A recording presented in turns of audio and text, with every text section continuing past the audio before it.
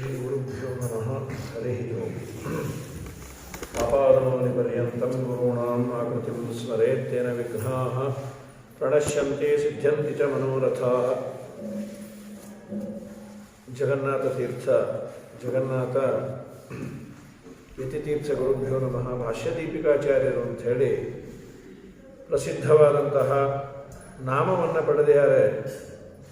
ಪ್ರಾಯ ಕೆಲವರಿಗೆ ಆ ಗ್ರಂಥಗಳ ಹೆಸರಿನಿಂದ ಹೇಳಿದರೆ ತುಂಬ ಸಂತೋಷ.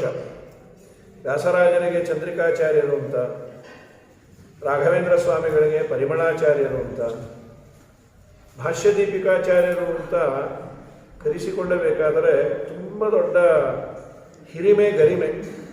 ಅವರು ಮಾಡಿದ ಅಸಾಧಾರಣವಾದ ಕೆಲಸದಿಂದ ಒಬ್ಬ ವ್ಯಕ್ತಿಯನ್ನು ರೆಕಗ್ನೈಸ್ ಮಾಡಿದರೆ ಸಂತೋಷ ಹೆಚ್ಚಾಗುತ್ತೆ.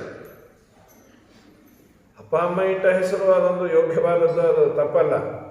ಆದರೆ ಭಾರೀ ಕೆಲಸವನ್ನು ಮಾಡಿದಾಗ, ಅದರಲ್ಲೂ ಶಾಸ್ತ್ರದ ಜಾಡಿನಲ್ಲಿ ಮಾಡಿದ ಕೆಲಸಕ್ಕೆ ಬೆಲೆ ಕಟ್ಟಲಿಕ್ಕಾಗುವುದಿಲ್ಲ.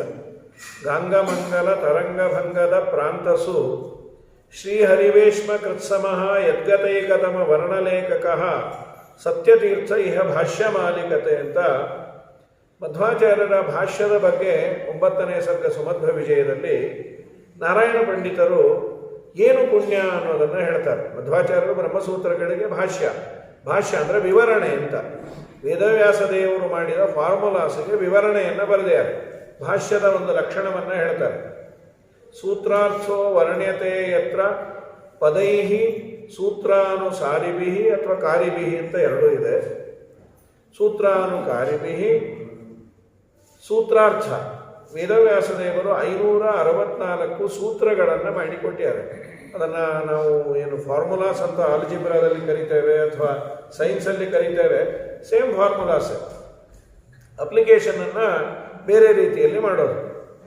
ಒಂದು ವೇದದ ವಾಕ್ಯ, ಆ ವೇದದ ವಾಕ್ಯದಲ್ಲಿ ಯಾವುದಾನ ಒಂದು ಗೊಂದಲಮಯವಾದ ಪದ ಬಂದರೆ ಆ ಪದಕ್ಕೆ ಏನು ಅರ್ಥವನ್ನು ಮಾಡಬೇಕು, ಬ್ರಹ್ಮಸೂತ್ರಗಳನ್ನು ವೇದವ್ಯಾಸರು ರಚನೆ ಮಾಡಿಕೊಟ್ರು. ಈ ಅಭಿಪ್ರಾಯದಲ್ಲಿ ವೇದಗಳು ಈ ಪದವನ್ನು ಬಳಸಿದೆ.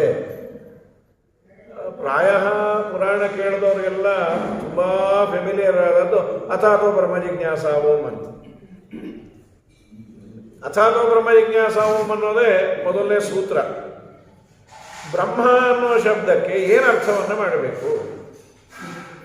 ಜನರನ್ನಾಗಿ ಬ್ರಹ್ಮ ಅಂತ ನಮ್ಮ ತಲೆಯಲ್ಲಿ ಬರೋದು ಸ್ವಲ್ಪ ಪುರಾಣವೋ ಪುಣ್ಯಕಥೆಯೋ ಅಥವಾ ಹಿಂದೂಯಿಸಮ್ಮಿನ ಮೇಲೆ ಸ್ವಲ್ಪ ಗೌರವ ಇದ್ದರೆ ಬ್ರಹ್ಮ ಅಂದರೆ ಭಗವಂತನ ಮಗ ಚತುರ್ಮುಖ ಬ್ರಹ್ಮ ಅಂತ ತಲೆಯಲ್ಲಿ ಬರುತ್ತೆ. ಆದರೆ ಈ ಬ್ರಹ್ಮ ಅನ್ನೋ ಶಬ್ದಕ್ಕೆ ಸ್ವಲ್ಪ ಇನ್ನೂ ಚೂರು ತಿಳುವಳಿಕೆ ಇದ್ದವರಿಗೆ ಒಂದು 3-4 ಕಡೆ ಆ ಬ್ರಹ್ಮ ಶಬ್ದ ಅನ್ನೋದು ಅಪ್ಲಿಕೇಬಲ್. ಅದು ಬೃಹ ಜಾತಿ ಜೀವ ಕಮಲಾಸನ ಶಬ್ದ ರಾಶಿಷು. ತುಂಬ ದೊಡ್ಡದಾದಂತಹ ಒಂದು ರಾಶಿಯನ್ನು, ದೊಡ್ಡದಾದದ್ದನ್ನು ಬ್ರಹ್ಮ ಅಂತ ಕರೆಯುವ ಪದ್ಧತಿ ಇದೆ. ನಾವು ಸಾಮಾನ್ಯವಾಗಿ ಬ್ರಹ್ಮ ಅನ್ನಲ್ಲ, ಬ್ರಹ್ಮಾಂಡವಾಗಿತ್ತು ಅಂತ ಅಂತೀವಿ. ಏನ್ರಿ ಅದು, ಬ್ರಹ್ಮಾಂಡವಾಗಿತ್ತು ಅಂತ. ಜಾತಿ, ಬ್ರಾಹ್ಮಣ ಜಾತಿಯನ್ನು ಬ್ರಹ್ಮ ಅನ್ನುವ ಪದದಿಂದ ರೆಕಗ್ನೈಸ್ ಆಗುತ್ತೆ. ಜೀವನನ್ನ ಬ್ರಹ್ಮ ಅಂತ ಕರಿಬೋದು. ಕಮಲಾಸನ, ಚತುರ್ಮುಖ ಬ್ರಹ್ಮನಂತೂ ಬ್ರಹ್ಮನೇ. ವೇದಗಳಿಗೆ ಬ್ರಹ್ಮ ಅಂತ ಹೆಸರಿದೆ. ಭಾಗವತದ ಮೊದಲನೇ ಪದ್ಯದಲ್ಲಿ ವೇದಗಳಿಗೆ ಬ್ರಹ್ಮ ಅಂತಾನೆ ಕರೆದರು. ತೇನೇ ಬ್ರಹ್ಮ ಹೃದಯ ಆದಿಕವಯೇ. ಅಲ್ಲಿ ಎಷ್ಟು ವೇದವ್ಯಾಸ ದೇವರು ಚೆನ್ನಾಗಿ ಮಾಡಿದ್ದಾರೆ ಅಂದರೆ, ಬ್ರಹ್ಮದೇವರಿಗೆ ದೇವರು ವೇದವನ್ನು ಉಪದೇಶ ಮಾಡಿದ ಅಂತ ಹೇಳಬೇಕಾಗಿದೆ. ಬ್ರಹ್ಮದೇವರು ಅನ್ನೋ ಪದವನ್ನು ಬ್ರಹ್ಮ ಅಂತ ತಗೊಳ್ಳಿಲ್ಲ, ಕಮಲಾಸನ ಅಂತಾನು ತಗೊಳ್ಳಿಲ್ಲ, ಆದಿಕವಿ ಎಂದರು. ಆದಿಕವಿಯಾದಂತಹ ಬ್ರಹ್ಮದೇವರಿಗೆ ವೇದವನ್ನು ಹೇಳ್ದ. ವೇದ ಅಂತ ಹೇಳಬಹುದಾಗಿತ್ತು, ಅಮನಾಯ ಅಂತ ಹೇಳಬಹುದಾಗಿತ್ತು, ಶ್ರುತಿ ಅಂತ ಹೇಳಬಹುದಾಗಿತ್ತು. ಯಾವುದೋ ಹೇಳಿದ್ರೆ ಬ್ರಹ್ಮ ಅಂತ. ಸಾಮಾನ್ಯವಾಗಿ ವೇದಗಳಿಗೆ ಬ್ರಹ್ಮ ಅನ್ನುವ ಪದ ಇದೆ ಅಂತಂದಾಗ ಸ್ವಲ್ಪ ಶಾಸ್ತ್ರ ಪುರಾಣಗಳನ್ನು ಕೇಳಿದ್ರೇ ಅದು ಗೊತ್ತಾಗೋದು. ವೇದಗಳಿಗೆ ಬ್ರಹ್ಮ ಅನ್ನುವ ಹೆಸರಿದೆ ಅನ್ನೋದು ಜನರಲ್ ಇದರಲ್ಲಿಲ್ಲ, ರೂಢಿಯಲ್ಲಿ ಇಲ್ಲ. ಬ್ರಹ್ಮ ಅಂದರೆ ವೇದಗಳನ್ನು ಆದಿಕವಿಯಾದ ಬ್ರಹ್ಮದೇವರಿಗೆ ದೇವರು ಹೇಳ್ದ. ವೇದವ್ಯಾಸ ದೇವರು ಬ್ರಹ್ಮ ಅನ್ನೋದು ವೇದಗಳಿಗೆ ಅನ್ನೋದು ನನಗೆ ಸಮ್ಮತ ಅಂತ. ಸೊ 4-5 ಕಡೆಗೆ ಒಂದು ಪದವನ್ನು ಬಳಸಬೇಕಾದರೆ ಒಂದು ವೇದವಾಕ್ಯವನ್ನು ತಗೊಳ್ತಾರೆ. ಯಥೋವಾ ಇಮಾನಿ ಭೂತಾನಿ ಜಾಯಂತೆ ಏನ ಜಾತಾನಿ ಜೀವಂತಿ ಯತ್ ಪ್ರವಿಶ್ಯಪಿ ಸಂವಿಶಂತಿ ತದ್ವಿಜಿಜ್ಞಾಸಸ್ವ ತದ್ಬ್ರಹ್ಮ. ಯಾರಿಂದ ಈ ಜಗತ್ತು ಹುಟ್ಟತ್ತೆ? ಯಥೋವಾ ಇಮಾನಿ ಭೂತಾನಿ ಜಾಯಂತೆ ಏನ ಜಾತಾನಿ ಜೀವಂತಿ. ಹುಟ್ಟಿದ ಈ ಜಗತ್ತು ಯಾರಿಂದ ರಕ್ಷಣೆಯನ್ನು ಪಡೀತಾ ಇದೆ, ಪುನಃ ಲಯವನ್ನು ಯಾರಿಂದ ಹೊಂದತ್ತೋ ಅವನನ್ನು ನೀನು ಬ್ರಹ್ಮ ಎಂದು ತಿಳಿ. ಬ್ರಾಹ್ಮಣ ಅಂತ ತಿಳಿಬೇಕು, ವೇದ ಅಂತ ತಿಳಿಬೇಕು, ಜಾತಿ ಅಂತ ತಿಳಿಬೇಕು, ಚತುರ್ಮುಖ ಅಂತ ತಿಳಿಬೇಕು, ದೇವರು ಅಂತ ತಿಳಿಬೇಕು ಅಂತ ಗೊಂದಲ ಬಂದಾಗ ವೇದವ್ಯಾಸ ದೇವರು ಅಥಾತೋ ಬ್ರಹ್ಮ ಜಿಜ್ಞಾಸ ಓಂ ಅಂತ ಹೇಳಿದ್ರು. ಇಲ್ಲಿ ಬ್ರಹ್ಮ ಜಿಜ್ಞಾಸ ಅಂತ ಹೇಳಿದ್ದೆ ಸ್ವಲ್ಪ ಇಷ್ಟೆಲ್ಲ ವಿಚಾರ ಕಾರಣ ಆಯಿತು. ಅಥಾತೋ ವಿಷ್ಣು ಜಿಜ್ಞಾಸ ಓಂ ಅಂತಿದ್ರೆ ಸಮಸ್ಯೆನೇ ಇರ್ತಿರ್ಲಿಲ್ಲ. ಬ್ರಹ್ಮ ಅಂದರೆ ಭಗವಂತನಿಗೆ. ಯಾಕೆ ದೇವರಿಗೆ ಬ್ರಹ್ಮ ಅಂತ ಕರೆಯೋದು? ಅನೇಕ ವಿಚಾರಗಳೆಲ್ಲ ಇದೆ. ಒಂದೊಂದು ಕಾಂಟೆಕ್ಸ್ಟಿನಲ್ಲಿ ಒಂದೊಂದು ಅದೊಂದು ಅಬ್ರಿವಿಯೇಷನ್ ಅಂತ. ಬ್ರಹ್ಮ ಅನ್ನೋ ಪದ ಅಥ ಕಸ್ಮಾದುಚ್ಯತೆ ಬ್ರಹ್ಮೇತಿ. ವೇದವೇ ಪ್ರಶ್ನೆ ಮಾಡಿಕೊಡ್ತು, ದೇವರನ್ನ ಬ್ರಹ್ಮ ಅಂತ ಕರೀಲಿಕ್ಕೆ ಏನಾದರೂ ಪರ್ಟಿಕ್ಯುಲರ್ ಆದ ಕಾರಣ ಉಂಟಾ? ಇದೆ ಅಂದರು. ಏನದು ಕಾರಣ? ಅಥ ಕಸ್ಮಾದುಚ್ಯತೆ ಬ್ರಹ್ಮೇತಿ ಬೃಹಂತೋಕ್ಯಸ್ಮಿನ್ ಗುಣಾ. ಯಾರಲ್ಲಿರುವ ಗುಣಗಳನ್ನು ಪೂರ್ಣ ಪ್ರಮಾಣದಲ್ಲಿ ಎಣಿಸಲಿಕ್ಕಾಗಲ್ಲ, ಅನಂತ ಗುಣಪರಿಪೂರ್ಣವಾದ ವಸ್ತುವನ್ನು ಕರೆಯುವ ಒಂದು ಪುಟ್ಟ ಶಬ್ದ ಯಾವುದು ಅಂದರೆ ಅದು ಬ್ರಹ್ಮ. ಯದ್ಯಪಿ ಓಂಕಾರ ಅನಂತ ವೇದಗಳನ್ನು ತನ್ನ ಗರ್ಭದಲ್ಲಿ ಇಟ್ಕೊಂಡಿದೆ. ಅಕಾರ, ಉಕಾರ, ಮಕಾರ, ನಾದ, ಬಿಂದು, ಘೋಷ, ಶಾಂತ. ಓಂ ಅಂದರೆ ಪ್ರಣವ. ಅದನ್ನೇ ರಾಘವೇಂದ್ರ ಸ್ವಾಮಿಗಳು ಪ್ರಾರಂಭದಲ್ಲೇ ಹೇಳಿದ್ದು ಪ್ರಾತಃ ಸಂಕಲ್ಪ ಗದ್ಯದಲ್ಲಿ.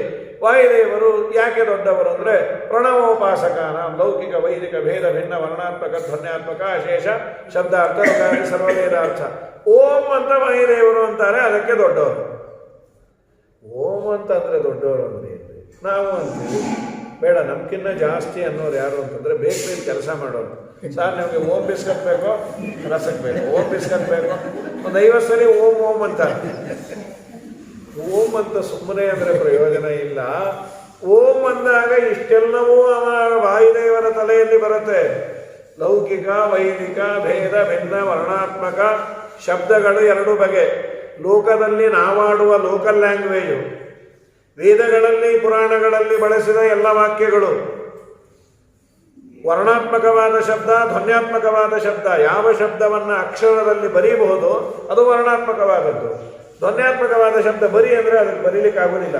ಜಾಂಗ್ಟೆ ಬಾರಿಸಿದ ಶಬ್ದ ಬರಿ ಅಂದರೆ ಜಾಂಗ್ಟೆ ಇರೋದು 2 ಸಲ ಬಡದು ನೀನೇ ಬರ್ಕೋ ಅನ್ಬೇಕು, ಅದನ್ನು ಬರೀಲಿಕ್ಕೆ ಆಗೋದಿಲ್ಲ. ಧ್ವನ್ಯಾತ್ಮಕವಾದ ಶಬ್ದಗಳು, ಧ್ವನ್ಯಾತ್ಮಕ ಶಬ್ದಗಳು ದೇವರನ್ನು ತಿಳಿಸಿಕೊಡುತ್ತೆ. ಅಂದರೆ ಓಂ ಅಂದ ಕೂಡಲೇ ವಾಯುದೇವರ ತಲೆಯಲ್ಲಿ ಅನಂತ ವೇದಗಳು, ಅನಂತ ರೂಪಗಳು, ಇದೆಲ್ಲವೂ ಫ್ಲ್ಯಾಶ್ ಆಗತ್ತಂತೆ. ಅದಕ್ಕೆ ಅವರಷ್ಟು ದೊಡ್ಡವರು. ಅನಂತ ಮಾತ್ರಾಂತ ಮುದಾಹರಂತಿಯಂ ತ್ರಿಮಾತ್ರ ಪೂರ್ವಂ ಪ್ರಣವೋಚ್ಚಯಂ ಬುಧಾಹ ತದಾ ಭವದ್ಭಾವಿ ಚತುರ್ಮುಖಾಕೃತಿ ಜಪಾಧಿಕಾರಿ ಯತಿರಸ್ಯ ಸೂಚಿತಃ. ಮಧ್ವಾಚಾರ್ಯರು ಅಂದರೆ ವಾಸುದೇವನಾಗಿ ಆಶ್ರಮ ತೆಗೆದುಕೊಂಡ ಮೇಲೆ ವೇದಾಭಿಮಾನಿಗಳಿಗೆ ತುಂಬ ಸಂತೋಷ ಆಯ್ತಂತೆ. ಯಾಕೆ? ನಾಳೆಯಿಂದ ಇವರ ಬಾಯಲ್ಲಿ ನಾವು ಸದಾ ಇರ್ತೀವಿ. ಓಂ ಓಂ ಓಂ ಓಂ ಅಂದಾಗ ಅನಂತ ರೂಪಗಳ ಚಿಂತನೆಯನ್ನು ಅವರು ಮಾಡ್ತಾರೆ. ಸೊ ಅನಂತ ವೇದಗಳನ್ನು, ವೇದ ಪ್ರತಿಪಾದ್ಯವಾದ ಭಗವಂತನ ರೂಪವನ್ನು ಎಲ್ಲ ವರ್ಣಗಳನ್ನು ತಿಳಿಸಿಕೊಡೋದು. ನಮ್ಮ ಗೋಪಾಲದಾಸರೇ ಅಂತಾರೆ, ಎಲ್ಲ ಶಬ್ದಗಳಿಂದ ವಾಚನೆ. ಧ್ವನಿವರ್ಣ ಉಭಯ ಶಬ್ದದ ವಾಚ್ಯನು ನೀನೇ, ಗುಣದೇಶ ಕಾಲ ಕರ್ಮದನು ನೀನೇ, ತನುಕರಣ ವಿಷಯ ಮನ ಜೀವಸ್ವಾಮಿಯು ನೀನೆ, ಅಣುಮ ಜಗದಿ ಬಹಿರಂತ ವ್ಯಾಪ್ತ, ಮುಖ್ಯ ಕಾರಣ ವಿಷ್ಣು ಸ್ವತಂತ್ರ ಸರ್ವೇಶ. ಒಂದು ರೀತಿ ಪ್ರಾತಃ ಸಂಕಲ್ಪ ಗದ್ಯದ ಮೊದಲನೇ ಗದ್ಯವನ್ನೇ ತರ್ಜಮೆ ಮಾಡಿದಾಗ ಧ್ವನಿವರ್ಣ ಉಭಯ ಶಬ್ದದ ವಾಚ್ಯನೋ ನೀನೆ. ವಾಚ್ಯ ಅಂದರೆ ಪ್ರೈಮರಿ ಮೀನಿಂಗ್ ಅಂತ. ವಾಚ್ಯ ಅಂತ ಕರೆಯೋದು ಯಾವ ಶಬ್ದ ಅದರಲ್ಲಿರುವ ಗುಣಗಳು ಯಾರಲ್ಲಿ ಇದೆಯೋ ಅವನನ್ನು ತಿಳಿಸಿಕೊಡೋದು ಅಂತ. ಪ್ರಾಯ ಕೆಲವೆಲ್ಲ ಇದು ವಾಚ್ಯ ಲಕ್ಷಣ ಅಂತಾರೆ. ಲಕ್ಷಣ ಅಂತಂದರೆ ಮುಖ್ಯಾರ್ಥ ಅವನಲ್ಲಿ ಕೂಡೋದಿಲ್ಲ. ಫಾರ್ ಎಕ್ಸಾಂಪಲ್, ಸಿಂಹೋ ಮಾಣವಕಃ ಬ್ರಹ್ಮಚಾರಿ, ಆಗ ಮುಂಜೆ ಆಗಿರುತ್ತೆ. ಏನ್ರಿ ಸಿಂಹ ಬಂತು, ಸಿಂಹ ಬಂದರೆ ಇಷ್ಟು ನಗತಾಯ ನನ್ನ ಮಗ ಹೇಳ್ತಾನೆ. ಸಿಂಹ ಬಂತು ನೋಡಿ, ನಿಜವಾದ ಸಿಂಹ ಬಂದ್ಬಿಟ್ರೆ ಸಿಂಹದಲ್ಲಿರುವ ಗಾಂಭೀರ್ಯ, ಸಿಂಹದಲ್ಲಿರುವ ಸೌಂದರ್ಯ ಅವನಲ್ಲಿ ಇದೆ. ಔಪಚಾರಿಕವಾಗಿ ಅವನನ್ನು ಸಿಂಹ ಅಂತ ಕರೆದದ್ದು. ಹೆಚ್ಚಾಗಿ ಬಳಸೋದು ಗಂಗಾಯಾಮ್ ಘೋಷ ಅಂತಾರೆ. ನಿಮ್ಮನೆ ಎಲ್ಲಿ ಎಂದು. ಕಾವೇರಿಗೆ ದಿನ ಸ್ನಾನಕ್ಕೆ ಹೋಗಿ ಬರುವಷ್ಟು ಹತ್ತಿರದಲ್ಲಿದ್ದರೆ ಅವರೇನು ಹೇಳ್ತಾರೆ, ಕಾವೇರಿ ಸ್ನಾನಕ್ಕೆ ಹೋಗಬೇಕು ಅಂತೇನು ಕಾರ್ತಿಕ್ ಮಾಸದಲ್ಲಿ ಎಲ್ಲೂ ಹೋದರೂ ಜನ ಜಾಸ್ತಿ, ತುಂಬ ಕಷ್ಟ, ಮಡಿಯಲ್ಲೆಲ್ಲ ಆಗುತ್ತೆ. ಇಲ್ಲ, ನಾವೀಗ ಶ್ರೀರಂಗಪಟ್ಟಣದಲ್ಲಿ ಎಲ್ಲಿದ್ದೀವಿ, ಶ್ರೀರಂಗಪಟ್ಟಣದಲ್ಲಿ ನಮ್ಮನೆ ಕಾವೇರಿಲೇ, ಮತ್ತು ತುಂಬ ಪ್ರವಾಹ ಬಂದಾಗ ಮನೆ ಹೊಟ್ಟೋಗುತ್ತಾ ಅಂದರು. ಅಯ್ಯೋ, ಕಾವೇರಿಲೇ ಅಂದರೆ ಕಾವೇರಿ ಒಳಗೆ ಅಲ್ಲಮ್ಮ, ಕಾವೇರಿ ತೀರದಲ್ಲಿ. ತೀರ ಅನ್ಬೋದಲ್ಲ, ತೀರ ಅನ್ನಲ್ಲ. ತೀರ ಹತ್ತಿರದಲ್ಲಿದ್ದಾಗ ತೀರ ಅನ್ನಲ್ಲ. ಯಾಕೆ ಅಂದರೆ ನಾವು ದಿನ ಸಂಕಲ್ಪ ಮಾಡ್ತೀವಿ, ದೇಶೇ ಗೋದಾವರಿಯ ದಕ್ಷಿಣೇ ತೀರೆ ಅಂತ. ಎಲ್ಲಿ ಗೋದಾವರಿ, ನಾವೆಲ್ಲಿದ್ದೀವಿ? ಗೋದಾವಾಹ ಅದು ತುಂಬ ದೂರದಲ್ಲಿರೋದನ್ನು ತೀರ ಅಂತ ಕರೀತಾರೆ. ಯಾವ ಮನೆಗೆ ಕಾವೇರಿಯ ಮೇಲೆ ಬೀಸಿದಂತಹ ಗಾಳಿಯಲ್ಲಿ ಬರುವ ಒಂದೆರಡು ನೀರಿನ ಪಾರ್ಟಿಕಲ್ಲು ಅವರ ಕಿಟಕಿಯಲ್ಲಿ ಬಂದು ಅವ್ರ ಮನೆಗೆ ಬಡಿಯತ್ತಲ್ಲ, ಅಷ್ಟು ಸಮೀಪದಲ್ಲಿದ್ದರೆ ಗಂಗಾಯಾಮ್ ಘೋಷ ಅಂದರೆ ಪ್ರವಾಹದಲ್ಲೇ ಮನೆ. ಗಂಗಾ ಅಂದರೆ ಗಂಗೆ ಅಂತಲ್ಲ, ಪ್ರವಾಹ ಅಂತ. ನಿಮ್ಮ ಮನೆಯಲ್ಲಿ ಅಂದರೆ ಕಾವೇರಿ ನದಿಲೇ ಅಂದರೆ ಅಷ್ಟು ದಿನ ಸ್ನಾನಕ್ಕೆ ಹೋಗಿ ಬರುವಷ್ಟು ಹತ್ತಿರ ಅಂತ ಗಂಗಾಯಾಮ್ ಘೋಷ.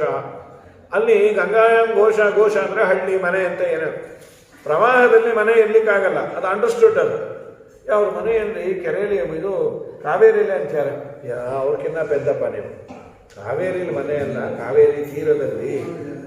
ಅಲ್ಲಿ ಕಾವೇರಿಲಿ ಅನ್ನೋದಕ್ಕೆ ತೀರ ಅಂತ ಅರ್ಥ ಮಾಡಬೇಕಾಗತ್ತೆ, ಅದು ಲಕ್ಷಣ. ಅದೇ ಗಂಗಾಯಾಮ್ ಮೀನ ಅಂದರೆ ಗಂಗೆಯಲ್ಲಿ ಮೀನಿದೆ, ಅಲ್ಲೇನೋ ಇದು ಮಾಡೋದು ಬೇಕಾಗಿಲ್ಲ, ಲಕ್ಷಣ, ಸೆಕೆಂಡ್ರಿ ಮೀನಿಂಗ್ ಬೇಕಾಗಿಲ್ಲ.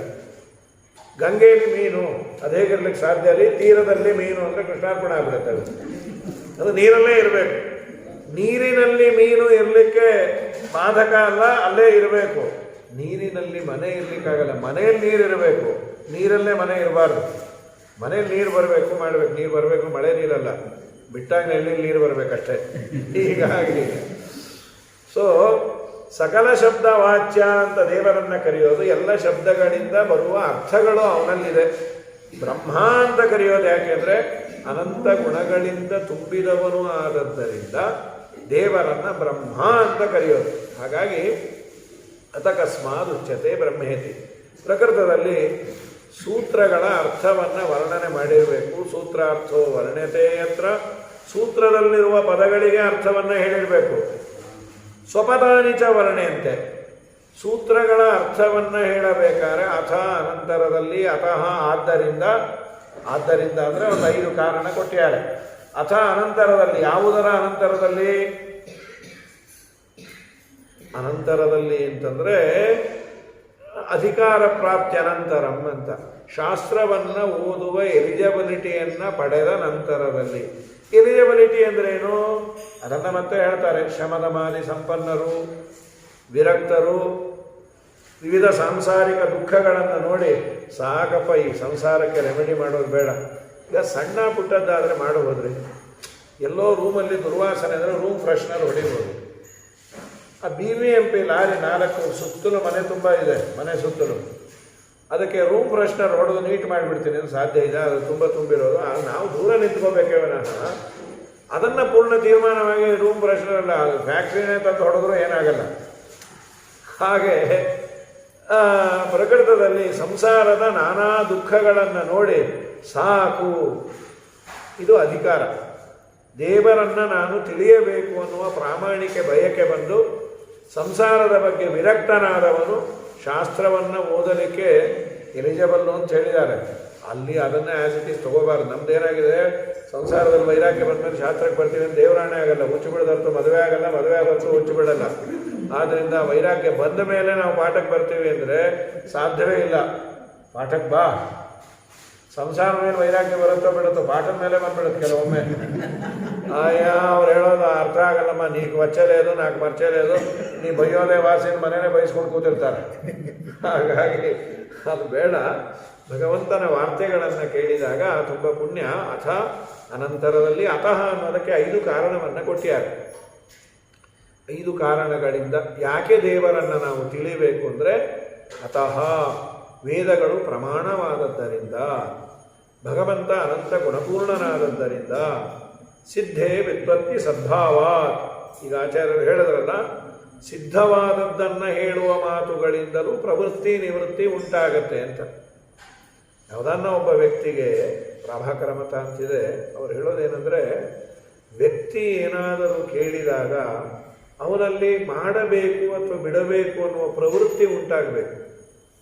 ಅಂತಹ ಸ್ಟೇಟ್ಮೆಂಟ್ಗಳಿಗೆ ಮಾತ್ರ ವ್ಯಾಲಿಡಿಟಿ ಇದೆ. ಸಂಧ್ಯಾ ವಂದನೆ ಮಾಡು, ಮಾಡು ಅನ್ನುವ ವರ್ಬ್ ಇದೆಯಲ್ಲ, ಅವನನ್ನು ಮೋಟಿವೇಟ್ ಮಾಡುತ್ತೆ.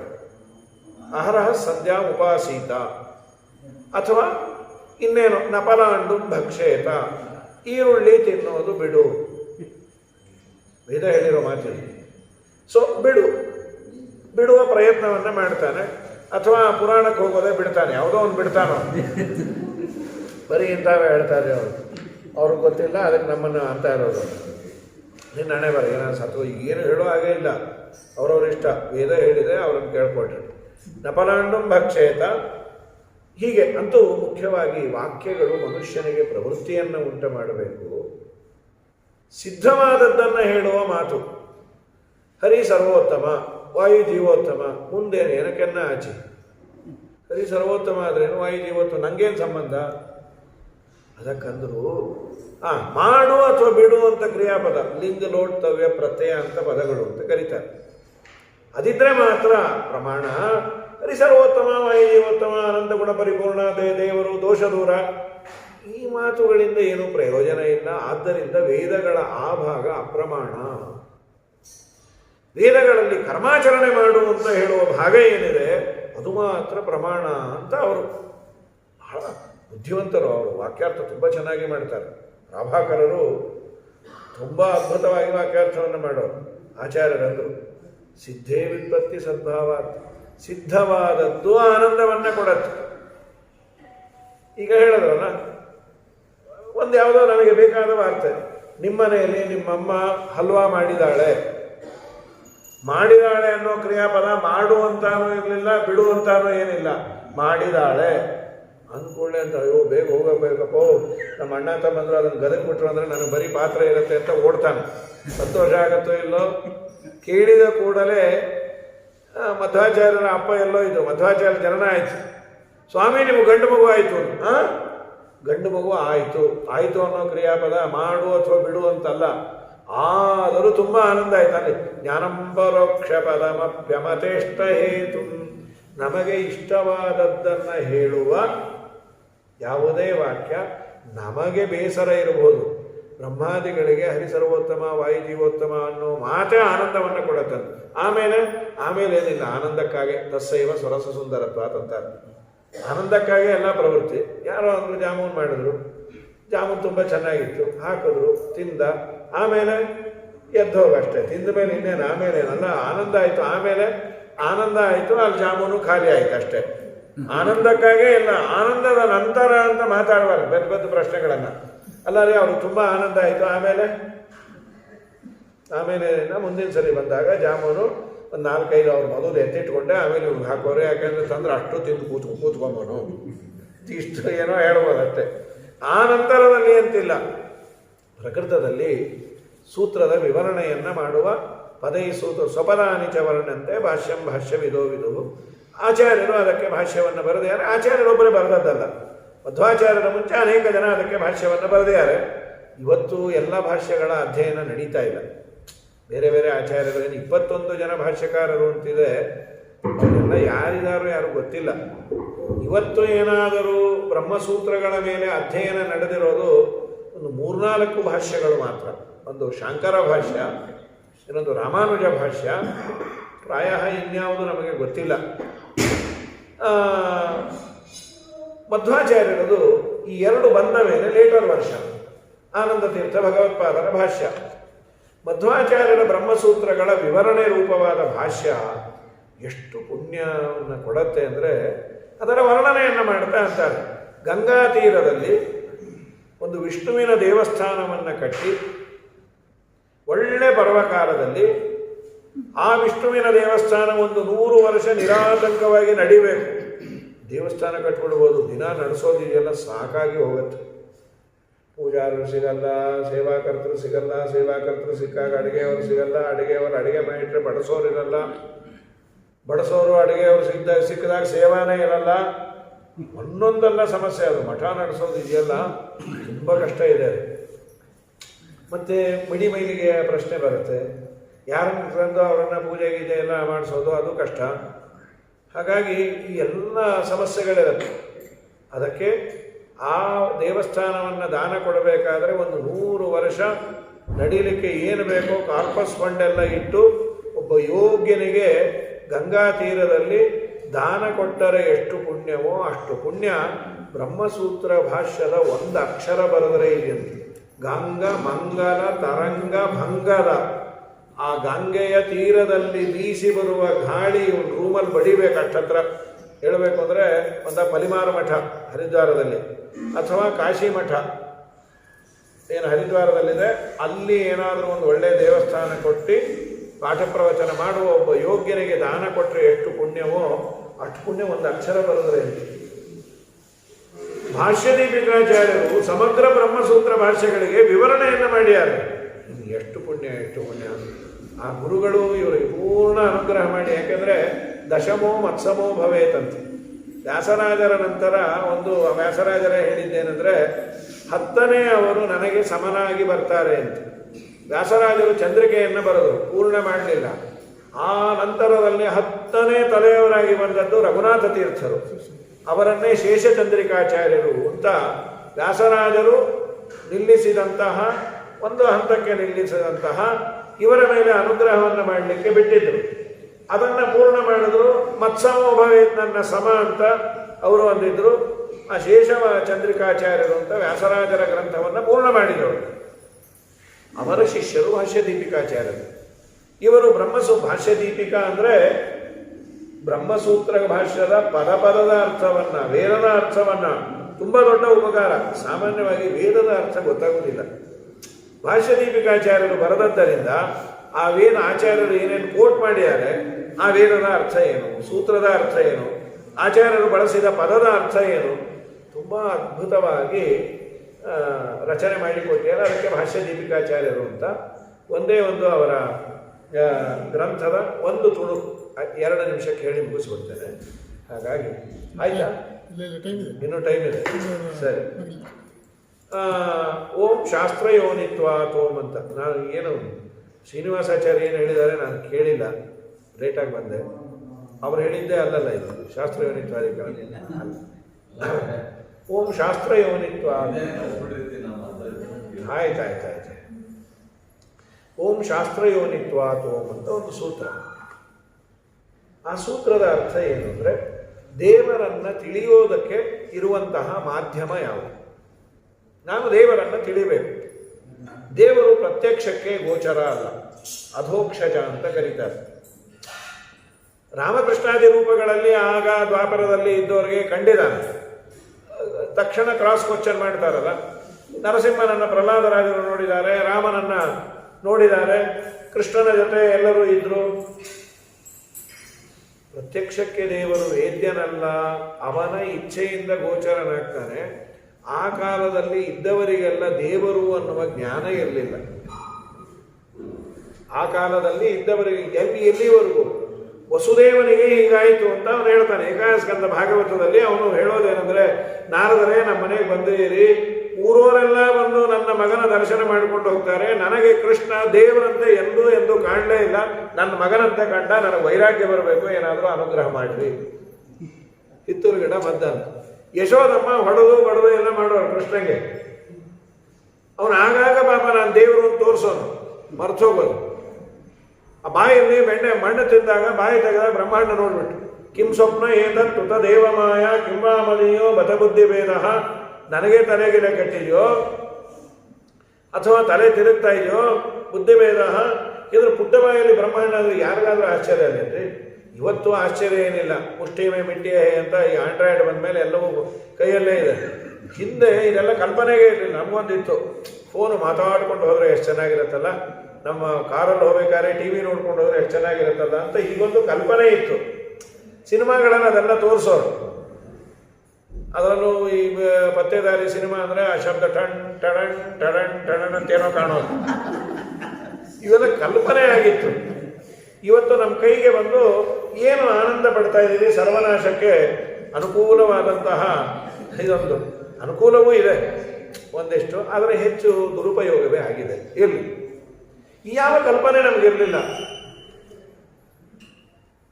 ನಾವೆಲ್ಲ ಕೈಯಲ್ಲೇ ನೋಡ್ಬೋದು. ಅಂಥದ್ದು ಪುಟ್ಟ ಬಾಯಲ್ಲಿ ಬ್ರಹ್ಮಾಂಡವನ್ನು ನೋಡಿದಾಗ ಅವಳಿಗೆ ಮೊದಲು ದೇವರು ಅಂತ ಹೊಳಿಲಿಲ್ಲ.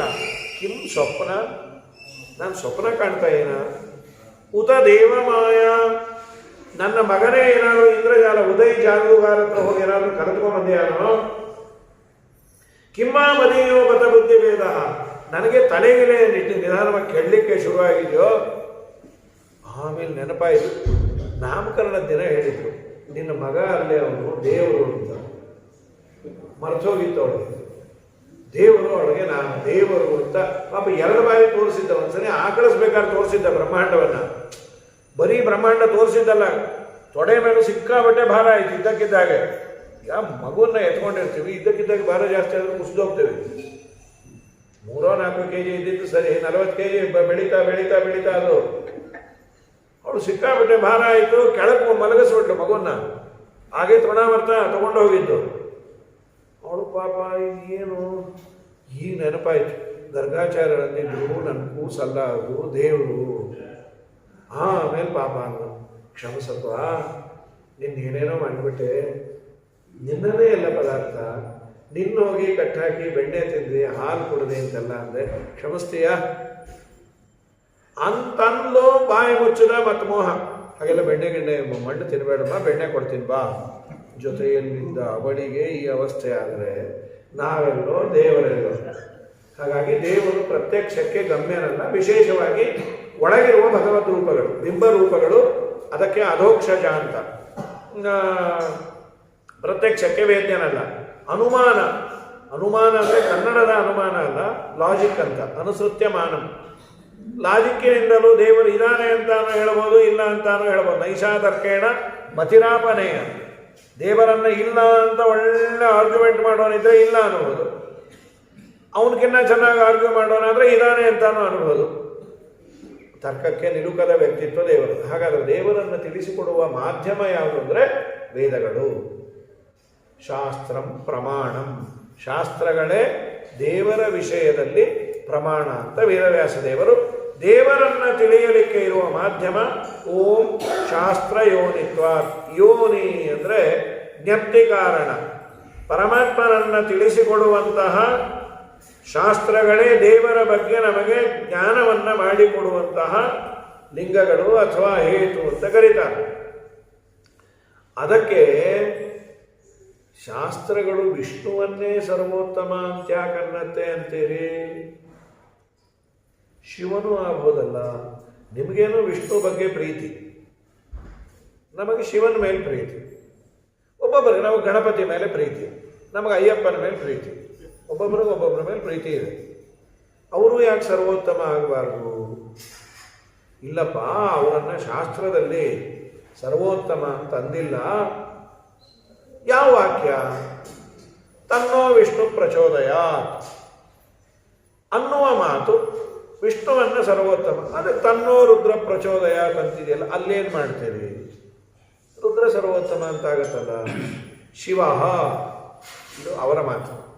ಜಗಜ್ಜನ್ಮಾದಿ ಕರ್ತ ಸರ್ವಜ್ಞತ್ವಾತ್ ವ್ಯತಿರೇಕೇಣ ಯಜ್ಞದತ್ತವತೆ ಇತ್ಯಾದ್ಯನುಮಾನಾತ್ ವಿಷ್ಣೋ, ಅನುಮಾನದಿಂದಲೂ ವಿಷ್ಣುವಿನಿಂದ ಅನ್ಯನಾದ ಒಬ್ಬ ಜಗಜ್ಜನ್ಮಾದಿ ಕರ್ತನಿದಾನೆ, ಸರ್ವಜ್ಞನಿದಾನೆ ಅನ್ಬೋದು. ರುದ್ರ ಸರ್ವಜ್ಞ, ರುದ್ರದೇವರು. ಶಿವ ಜಗಜ್ಜನ್ಮಾದಿ ಕರ್ತ, ಶಿವನೇ ಜಗತ್ತಿನ ಜನ್ಮ ಆದಿಪದೇನೆ ಎಕ್ಸೆಟ್ರಾ ಎಕ್ಸೆಟ್ರಾ ಎಲ್ಲ ಮಾಡುವವನು. ಯಾಕೆ ಅಂದರೆ ಸರ್ವಜ್ಞನಾಗಿದ್ದಾನೆ.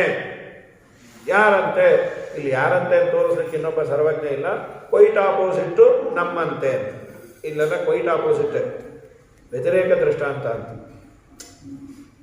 ಇವನು ತುಂಬ ಒಳ್ಳೆಯವನು, ಯಾರಂತೆ ಅಯ್ಯೋ ಇವನಷ್ಟು ಒಳ್ಳೆಯವರು ಯಾರಿಲ್ಲಪ್ಪ. ಮತ್ತೆ ಅಲ್ಲೊಬ್ಬ ಇದಾನಲ್ಲ ಮಹಾಪಾಪಿ, ಅವನು ಕ್ವೈಟ್ ಆಪೋಸಿಟ್ ಅಂದರೆ ಇವನು ಮಹಾಭ್ರಷ್ಟ, ಮಹಾಸುಳ್ಳ, ಮಹಾ ಅಯೋಗ್ಯ ಇರ್ತಾನಲ್ಲ, ಅವನು ಹೋಲಿಸಿ ಅವನಿಗೆ ವಿರುದ್ಧವಾದವನು ಅಂದರೆ ಇವನು. ದೇವರಲ್ಲಿ ವ್ಯತಿರೇಕ ದೃಷ್ಟಾಂತವೇ. ದೇವರಂತೆ ಇನ್ನೊಬ್ಬನ ಎಲ್ಲಿ ಹಿಡ್ಕೊಂಬರೋಣ? ಭಗವಂತ ಸರ್ವಜ್ಞ, ಇನ್ನೊಬ್ಬ ಸರ್ವಜ್ಞ ಯಾರು? ಯಾವನೂ ಇಲ್ಲ. ವ್ಯತಿರೇಕೇಣ ನಮ್ಮಂತೆ. ವ್ಯತಿರೇಕ ಅಂದರೆ ಕ್ವೈಟ್ ಆಪೋಸಿಟ್ ಅಂತೀವಲ್ಲ ಹಾಗೆ. ಏನು ಈಶ್ವರ ಇದಂದರು ಅನ್ನೇ ರುದ್ರಾದಯೋಪಿ ಜಗತ್ಕಾರಣತ್ವೇನ ನ ಕಲ್ಪನೀಯ ನ ಶಕ್ಯ ಇತ್ಯರ್ಥ. ಕುತಃ? ಇವನನ್ನು ರುದ್ರನನ್ನು ಬಿಟ್ಟು ಬೇರೆಯವರನ್ನ ಅನಬೇಡ್ರಿ. ತನ್ನಿರ್ಧಾರಿತ ಯುಕ್ತಿರುವ ತಥಾಚ ಇವನೇ ಸರ್ವೋತ್ತಮ ಅಂತ ಆಗ್ತಾನೆ ಅಂದಾಗ, ಇಲ್ಲಪ್ಪ, ಶಾಸ್ತ್ರಗಳನ್ನು ಸರಿಯಾಗಿ ನೋಡಿದಾಗ ಮೇಲು ನೋಟಕ್ಕೆ ತೋರುವ ಅರ್ಥ ಬೇರೆ, ಒಳ ಅರ್ಥವೇ ಬೇರೆ. ಒಳಗೆ ಇಳಿದು ನೋಡಿದಾಗ ವಿಷ್ಣುವೇ ಸರ್ವೋತ್ತಮ ಅಂತ ಚೆನ್ನಾಗಿ ಗೊತ್ತಾಗತ್ತೆ. ಮೇಲು ನೋಟಕ್ಕೆ ಅದು ತೋರೋದಿಲ್ಲ. ಇದರ ಮೇಲೆ ಮತ್ತೊಬ್ಬ ಬಾಯಿ ತೋರಿಸ್ದ. ನೀವೆಲ್ಲ ಕಲ್ಪನೆ ರೀ, ದೇವರೇ ಇಲ್ಲ, ಬರೀ ನೀವು ದೇವರು ದೇವರು ದೇವರು ಅಂತ ದಕ್ಷಿಣೆ ತಗೊಳ್ಳಿಕ್ಕೆ ನೀವೇ ಕಲ್ಪನೆ ಮಾಡ್ಕೊಂಡಿರೋರು. ದೇವರು ಇಲ್ಲ, ದೇವರು ಇಲ್ಲ, ಕಣ್ಣು ಕಾಣದೇ ಇರೋ ಪದಾರ್ಥವೇ ಇಲ್ಲ ಅಂತ ಒಂದು ಚಾರ್ವಾಕ ಎದ್ದುಬಿಟ್ಟ. ಕಣ್ಣು ಕಾಣದೇ ಇರೋ ಸ್ವರ್ಗ ಇಲ್ಲ, ನರಕ ಇಲ್ಲ, ಬರೀ ಸುಳ್ಳು ಈ ಆಚಾರಗಳೆಲ್ಲ ಹೇಳೋದು. ಕೇಳ್ರಿ ಆಚಾರ, ಸ್ವಾಮಿ ಸ್ವರ್ಗ ನರಕ ಇರೋದಾದರೆ ಟಿಕೆಟ್ ಕಾಸ್ಟ್ ನಾನೇ ಕೊಡ್ತೀನಿ, ನಮ್ಮಪ್ಪ ಸ್ವರ್ಗಕ್ಕೆ ಹೋಗಿದ್ದಾರೆ ಅಂದ್ರಲ್ಲ, ನಾವು ನೀವು ಹೋಗ್ಬರೋಣ, ಅದು ಹೋಗೋದು ಅಷ್ಟೇ ಕಣ್ಣ, ಬರ್ಲಿಕ್ಕಾಗಲ್ಲ ಅಂದರು. ಸರಿ ಹೋಗೋಣ ಅನ್ನಿ, ಇಲ್ಲ ನೀವು ಹೋಗುವ ಆಮೇಲೆ ನಾ ಬರ್ತೀನಿ ಅಂದರು. ಹಾಗಾಗಿ ಎಲ್ಲಿ ಸ್ವರ್ಗ ನರಕ ಇಲ್ಲ, ಕಣ್ಣಿಗೆ ಕಾಣದ ಪದಾರ್ಥವೇ ಇಲ್ಲ ಅನ್ಬೇಡ ಅಂತ. ಸ್ವರ್ಗ ನರಕ ಆಮೇಲೆ ನಮ್ಮ ನಿಮ್ಮ ಜೀವನದಲ್ಲಿ, ಲೌಕಿಕ ಜೀವನದಲ್ಲಿ ಕಣ್ಣಿಗೆ ಕಾಣದ ಕೆಲವು ಪದಾರ್ಥಗಳನ್ನು we are experiencing it, but we are not seeing it. ಆಚಾರ್ಯರು ಒಂದು ಸುಂದರವಾದ ಪ್ರಮಾಣವನ್ನು ಕೊಟ್ಟು ಹೇಳಿದ್ದಾರೆ. ರೇತೋ ಧಾತು ವಟಕಣಿಕ ಘೃತಧೂಮಾದಿ ವಾಸನಂ. ಶ್ರೀಮದಾಚಾರ್ಯರು ಹೇಳ್ತಾರೆ, ರೇತೋ ಧಾತು, ಪುರುಷ ರೇತಸ್ಸೇಚನೆ ಮಾಡಿದಾಗ ಗರ್ಭದಲ್ಲಿ ಮಗುವಿನ ಉತ್ಪತ್ತಿ ಆಗತ್ತೆ. ರೇತಸ್ಸೇಚನೆ ಮಾಡಿದ ಎಲ್ಲ ಹೆಣ್ಣು ಮಕ್ಕಳಲ್ಲಿ ಮಕ್ಕಳಾಗಬೇಕು ಅಂತಿಲ್ಲ. ಮಕ್ಕಳಾಗುವ ತಾಕತ್ತು, ಶಕ್ತಿ ರೇತಸ್ಸಿನಲ್ಲಿ ಇದೆ. ದೋಷದಿಂದ ಪ್ರತಿಬದ್ಧವಾದಾಗ ಮಕ್ಕಳಾಗಿರೋದಿಲ್ಲ. ಈ ಶಕ್ತಿ ಕಾಣೋದಿಲ್ಲ. ವಟ ಕಣಿಕ, ಒಂದು ಪುಟ್ಟ ಬೀಜ ಇದೆ. ಇದನ್ನು ಇಲ್ಲಿ ಆಯಿತು, ಯಾರವರು ಐನ್ಸ್ಟೈನೋ ನ್ಯೂಟನ್ ವೇವರಿಟಿ ಈ ಜಗತ್ತಿನ ಬಗ್ಗೆ ಡೆಮಾನ್ಸ್ಟ್ರೇಷನ್ಗೆ ಈ ಸೋಲಾರ್ ಸಿಸ್ಟಮನ್ನು ಮಾಡಿ ಇಟ್ಟಿದ್ದಾರೆ. ತುಂಬ ಚೆನ್ನಾಗಿ ಅವತ್ತಿನ ಕಾಲದಲ್ಲಿ ಮಾಡೋದು ತುಂಬ ಕಷ್ಟ. ಈ ಯಾವುದು ಸೂರ್ಯ ಚಂದ್ರ ಅದರ ಸುತ್ತಲೂ ಇರೋದು ಎಲ್ಲವನ್ನು ಮಾಡಿ ನೋಡಿದ ಕೂಡಲೇ ಆ ಸೋಲಾರ್ ಸಿಸ್ಟಮ್ಮಿನ ಬಗ್ಗೆ ಜ್ಞಾನ ಆಗಬೇಕು. ಹಾಗೆ ಮಾಡಿಟ್ಟಿದ್ದಂತೆ. ಯಾರೋ ಬಂದು ವಂಡರ್ಫುಲ್, ಇದು ತುಂಬ ಚೆನ್ನಾಗಿದೆ ಅಂತೆಲ್ಲ ಅಂದರು. ಬಟ್ ಅವನಿಗೆ ದೇವರಲ್ಲಿ ನಂಬಿಕೆ ಇರಲಿಲ್ಲ. ಯಾರೋ ನೋಡಿದವನಿಗೆ ಯು ಡನ್ ಎಕ್ಸಲೆಂಟ್ ವರ್ಕ್, ತುಂಬ ಚೆನ್ನಾಗಿದೆ, ನೀನು ಎಷ್ಟು ಬುದ್ಧಿವಂತ, ದೇವರೇ ಇಲ್ಲ ಅಂತ ಅವನು ವಾದ ಮಾಡೋನಲ್ಲ. Who did it ಅಂತಂದಂತೆ. ಯಾರು ಮಾಡೋದೇನು? ಅದಾಗದೇ ಆಯಿತು. No I can't believe it. ಇದು ಅದಾಗದೇ ಎಲ್ಲ ಆಗುತ್ತೆ. ಮಾಡುವವನಿಗೆ ಅಧ್ಯಯನ ಬೇಕು, ಸೈನ್ಸಿನ ನಾಲೆಡ್ಜ್ ಬೇಕು, ಎಲ್ಲೇನಿದೆ ಅನ್ನೋದೆಲ್ಲ ತಿಳಿದಿರಬೇಕು. ಅಂದರೆ ಇದನ್ನು ಮಾಡಲಿಕ್ಕೆ ಒಬ್ಬ ಬೇಕೇ ಬೇಕು ಅಂತೀಯ? ಡೆಫಿನೆಟ್ಲಿ ಬೇಕೇ ಬೇಕು. ಒಂದು ಸಣ್ಣ ಮಾಡಲನ್ನು ಮಾಡಬೇಕಾದ್ರೆ ಒಬ್ಬ ಮ್ಯಾನ್ ಪವರ್ ಬೇಕು, ಬುದ್ಧಿ ಇದ್ದವನು ಬೇಕು ಅನ್ನುವ ನಿನಗೆ ಇಂಥ ಅದ್ಭುತವಾದ ಪ್ರಪಂಚವನ್ನು ನಿರ್ಮಾಣ ಮಾಡಲಿಕ್ಕೆ ಒಬ್ಬ ಬೇಕು ಅಂತ ಯಾಕೆ ಹೊಡಿತಾ ಇಲ್ಲಪ್ಪ? ಹಾಗಾಗಿ ದೇವರಿದ್ದಾನೆ ಅನ್ನೋದಕ್ಕೆ ಇದೊಂದು ಎಕ್ಸಾಂಪಲ್ಲು. ಅಂದರೆ ಒಬ್ಬ ವ್ಯಕ್ತಿ ಇಲ್ಲದೆ ಯಾವ ಪದಾರ್ಥಗಳು ನಿರ್ಮಾಣ ಆಗೋದಿಲ್ಲ ಅನ್ನುವ ಲಾಜಿಕ್ಕಿನ ಬೇಸ್ ಮೇಲೆ ತಗೊಂಡ್ರೆ ಇಡೀ ಪ್ರಪಂಚವನ್ನು ಸರಿಯಾದ ರೀತಿಯಲ್ಲಿ ವ್ಯವಸ್ಥೆ ಮಾಡಿದ ದೇವರು. ಅವನು ಆ ಕಾಲದಲ್ಲಿ ಅದಕ್ಕೆ ದೃಷ್ಟಾಂತವನ್ನಾಗಿ ಕೊಟ್ಟಿದ್ದಂತೆ. ಪ್ರಕೃತದಲ್ಲಿ ಆಚಾರ್ಯರು ಚಾರ್ವಾಕ ಮತವನ್ನು ನಿರಾಕರಣೆ ಮಾಡಲಿಕ್ಕೆ ಬೇರೆ ಬೇರೆ ಗೇರ್ಸನ್ನು ಉಪಯೋಗಿಸ್ತಾರೆ. ವಿಷ್ಣು ತತ್ವ ನಿರ್ಣಯದಲ್ಲಿ ಬೇರೆ, ಇಲ್ಲಿ ಬ್ರಹ್ಮಸೂತ್ರ ಭಾಷ್ಯದಲ್ಲಿ ಹೇಳೋದು ನಾವು ನೀವು ನಮ್ಮ ನಿತ್ಯ ಜೀವನದಲ್ಲಿ ಬೀಜದಲ್ಲಿ ಶಕ್ತಿ ಇದೆ, ಶಕ್ತಿ ಕಣ್ಣು ಕಾಣಲ್ಲ. ಯಾರೋ ಅಂತಾರೆ ಈ ಹಳಸಿಂದು ಅಥವಾ ಮಾವಿನ ಬೀಜ ಈ ವಾಟೆ ಹಾಕಿ ಒಳ್ಳೆ ಗಿಡ ಬರುತ್ತೆ. ನಿಮಗೇ ಗೊತ್ತು ಅದರಲ್ಲಿ ಇಲ್ಲಪ್ಪ ಈ ಹಣ್ಣು ತಿಂದಿದ್ದೆ ಏನು ರುಚಿ ಇತ್ತು ಅಂದರೆ ಅದರಲ್ಲಿ ಎಲ್ಲೂ ಹುಳಿನೇ ಇಲ್ಲ, ಎಷ್ಟು ದಪ್ಪ ಹಣ್ಣು ಬರುತ್ತೆ. ಅಲ್ಲ ದೊಡ್ಡ ಗಿಡ ಆಗುತ್ತಲ್ಲ, ಅದು ಎಲ್ಲಿಂದ? ಮಾವಿನ ವಾಟೆಯಲ್ಲಿ ದೊಡ್ಡ ಗಿಡ ಆಗಿ ಸಾವಿರಾರು ಹಣ್ಣನ್ನು ಕೊಡುವ ಶಕ್ತಿ ಇದೆ. ಸಹಕಾರಿ ಕಾರಣಗಳೆಲ್ಲ ಬೇಕು. ಶೋಕೇಸಲ್ಲೇ ಬೀಜ ಇಟ್ಟರೆ ಏನಾಗೋದೇ ಇಲ್ಲ. ಮಣ್ಣು, ನೀರು, ಗೊಬ್ಬರ, ಬೆಳಕು ಸಹಕಾರಿ ಕಾರಣ ಅಂತ. ಆದರೆ ಮಣ್ಣಿದೆ, ನೀರಿದೆ, ಗೊಬ್ಬರ ಇದೆ, ಎಲ್ಲ ಇದೆ, ಬೀಜನೇ ಇಲ್ಲ ಅಂದರೆ ಬೀಜ ಬೇಕು. ಬೀಜಕ್ಕೆ ಸಹಕಾರಿ ಕಾರಣಗಳು ಒಂದು ವೇಳೆ ಕೊರತೆ ಆದರೂ ಹೇಗೋ ಒಂದು ಪಾಪ ಗಿಡ ಅಂತೂ ಬರುತ್ತೆ. ಬೀಜವೇ ಇಲ್ಲ ಅಂದರೆ ಬರೋದಿಲ್ಲ.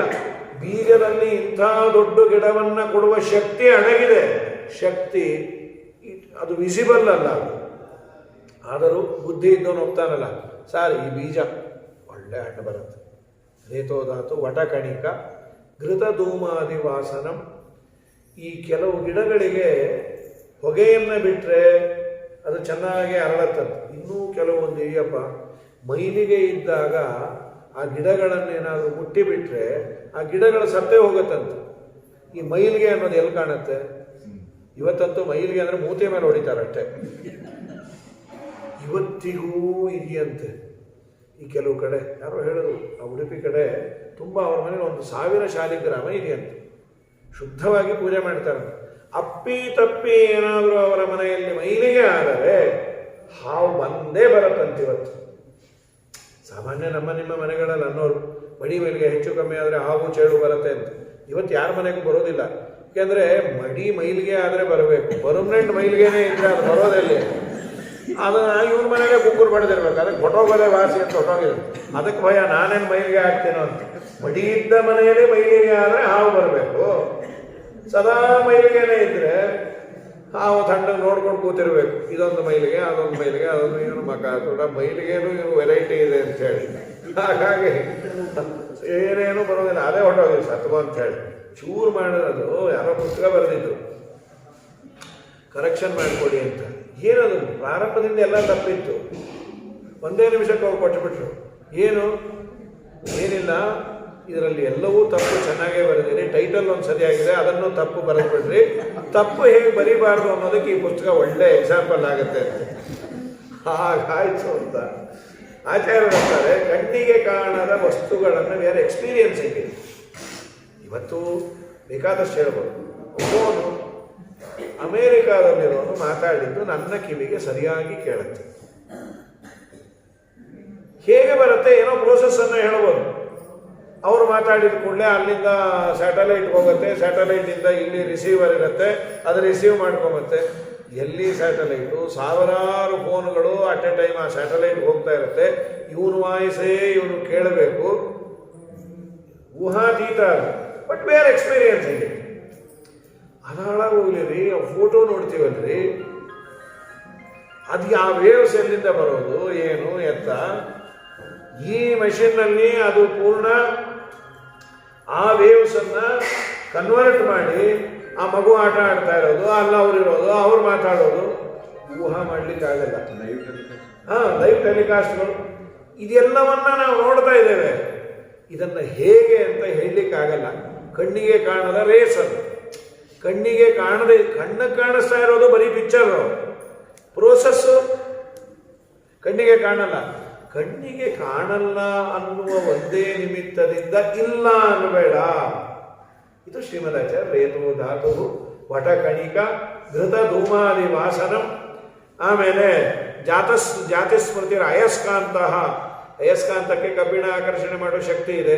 ಶಕ್ತಿ ಕಾಣೋದಿಲ್ಲ. ಅಯಸ್ಕಾಂತ ಅಲ್ಲಿಟ್ಟು ಅಲ್ಲಿ ಕಬ್ಬಿಣ ಇದ್ದು ಅದು ಹೇಳ್ಕೊಂಡ ಅವ್ನಿಗೆ ಅಯಸ್ಕಾಂತ ಅಂತ ಗೊತ್ತಿಲ್ಲ. ಇಲ್ಲಿಟ್ಟ ಅಲ್ಲೊಂದಿಷ್ಟು ಕಬ್ಬಿಣ ಇತ್ತು, ಜುಯಿ ಅಂತ ಇದಕ್ಕೆ ಬಂತು. ಅಯ್ಯೋ ಇದು ಮ್ಯಾಗ್ನೆಟ್ ರೀ, ನಾನು ಏನೋ ಅಂದ್ಕೊಂಡಿದ್ದೆ. ನಿಂಗೆ ಗೊತ್ತಾಯ್ತು ಮ್ಯಾಗ್ನೆಟ್ ಅಂತ. ಅಲ್ಲ, ಕಬ್ಬಿಣನೆಲ್ಲ ಎಳ್ಕೋತು. ಕಾರ್ಯವನ್ನು ನೋಡಿ ಕಾರಣವನ್ನು ನೀನು ಅನುಮಾನ ಮಾಡಿಕೊಂಡಿ. ಅದಕ್ಕೆ ಮುಂಚೆ ಕಬ್ಬಿಣವನ್ನು ಆಕರ್ಷಣೆ ಮಾಡುವ ಶಕ್ತಿ ಅದರಲ್ಲಿದ್ದದ್ದು ನಿನಗೆ ಗೊತ್ತಿತ್ತಾ? ಇಲ್ಲ, ಶಕ್ತ್ಯಾತ್ಮನ ಅಲ್ಲಿದೆ. ಹಾಗಾಗಿ ಪ್ರೇತ್ಯ ಭೂತಾಶ್ಚಯಶ್ಚೈವ ದೇವತಾಭ್ಯುಪಯಾಚನಂ ಮೃತೆ ಕರ್ಮ ನಿವೃತ್ತಿಶ್ಚ ಪ್ರಮಾಣಮಿತಿ ನಿಶ್ಚಯ ಅಂತ ಮೋಕ್ಷಧರ್ಮದ ವಚನವನ್ನು ಕೊಟ್ಟು ಶ್ರೀಮದಾಚಾರ್ಯರು ಕಾಣದ ವಸ್ತುಗಳು ಇದೆ, ಹಾಗೆ ಕಾಣಿಸದೇ ಇದ್ರೂ ಸ್ವರ್ಗ ನರಕ ಪಾಪ ಪುಣ್ಯ ಇವುಗಳು ಇದೆ, ಅದನ್ನು ನಾವು ಕಳೆದುಕೊಳ್ಳಲಿಕ್ಕೆ ಏನೋ ಒಂದು ಪಾಪ ಬಂದಿದೆ. ನಮ್ಮ ಬಿದರಳ್ಳಿ ಶ್ರೀನಿವಾಸ ತೀರ್ಥರ ಒಂದು ಕಥೆಯನ್ನು ಹೇಳ್ತಾರೆ. ಬಿದರಳ್ಳಿ ಶ್ರೀನಿವಾಸ ತೀರ್ಥರ ಹತ್ರ ಯಾರೋ ಒಬ್ಬ ಬಂದ, ಸ್ವಾಮಿ ನಾನು ಗೋಹತ್ಯೆಯನ್ನು ಮಾಡಿಬಿಟ್ಟೆ. ಅದು ಮಾಡಬೇಕು ಅಂತಲ್ಲ, ನಾನೊಬ್ಬ ಸಜ್ಜನನೇ, ಏನೋ ಅಚಾತುರ್ಯದಿಂದ ಒಂದು ಗೋಹತ್ಯೆ ಆಯಿತು. ಏನಾಗಿದೆ ಅಂದರು. ಅದರಿಂದ ನಿನಗೇನಾಗಿದೆ? ಆ ಗೋವು ಸಾಯೋ ಕಾಲಕ್ಕೆ ನಾನು ಹೊಡೆದು ಬಿಟ್ನಲ್ಲ, ಅಬ್ಬಾ ಅಂತ ಆರ್ತನಾದವನ್ನು ಮಾಡ್ತಲ್ಲ, ಆ ಆರ್ತನಾದ ನನ್ನ ಕಿವಿಲಿ ಯಾವಾಗಲೂ ಇದೆ. ಏನು ಸಾಯ್ಬೇಕು? ಹಾರನ್ನು ಒತ್ತಿ ಶಬ್ದ ಸದಾ ಇದ್ರೆ ಇನ್ನು ಒಂದು 5 ನಿಮಿಷ ಹಾರನ್ನು ಮಾಡಿದ್ರೆ ಸುಮ್ಮನೆ ಮುಂದಲ್ಲೇ ಇದಿದೆ ಅದಿದೆ ಅಂತೇಳಿ ಅದು ತುಂಬ ಇರಿಟೇಷನ್. ಅದು ಏನಾದರೂ ಮಾಡಿ ನಾರಾಯಣ ಶಬ್ದಾರ್ಥವನ್ನು ಉಪದೇಶ ಮಾಡೋದು, ನಾರಾಯಣ ಮಂತ್ರವನ್ನು ಉಪದೇಶ ಮಾಡು, ನಾರಾಯಣ ಮಂತ್ರ ಜಪ ಮಾಡು. ಒಂದೆರಡು ಜನ ಜಪ ಮಾಡಿ ಆದ್ಮೇಲೆ ಬಂದ, ಬಹಳ ಆನಂದ ಆಯಿತು. ಏನಪ್ಪ ಏನು ನಿನ್ನ ಅವಸ್ಥೆ? ಸ್ವಾಮಿ ನಿಮ್ಗೆ ಏನು ನಾನು ಥ್ಯಾಂಕ್ಸ್ ಹೇಳಿದ್ರು ಕಮ್ಮಿ. ಆ ಮಂತ್ರ ಉಪದೇಶ ಮಾಡಿ ನನ್ನಿಂದ ಜಪ ಮಾಡಿಸಿದ್ರಿ, ಆ ನೋವೆಲ್ಲ ಹೋಗಿಬಿಟ್ಟಿದೆ ನನಗೆ. ಕಿವಿಲಿ ಪೂರ್ಣ ಹೋಯ್ತಾ? ಇನ್ನೊಂಚೂರು ಉಳಿದಿದೆ ಅಂತ. ಆಲ್ಮೋಸ್ಟ್ ಹೋಗಿದೆ, ಪರವಾಗಿಲ್ಲ. ಆದರೂ ಆ ವಾಲ್ಯೂಮ್ ಕಮ್ಮಿ ಆಗಿದೆ. ಅಂಬಾ ಅನ್ನೋದು ಹೋಗಿ ಅಂಬಾ. ಸರಿ ಬಾ, ಇನ್ನೊಮ್ಮೆ ನಾರಾಯಣ ಮಂತ್ರ ಉಪದೇಶ ಮಾಡಿದ್ರು. ಉಪದೇಶ ತಗೊಂಡು ಹೋದ. ಆಮೇಲೆ ಯಾದವಾರ್ಯರು ಕರೆದು, ಯಾಕೆ ಅವನು 2ನೇ ಬಾರಿ ನೀವು ನಾರಾಯಣ ಮಂತ್ರ ಉಪದೇಶ ಮಾಡಿದ್ರಿ?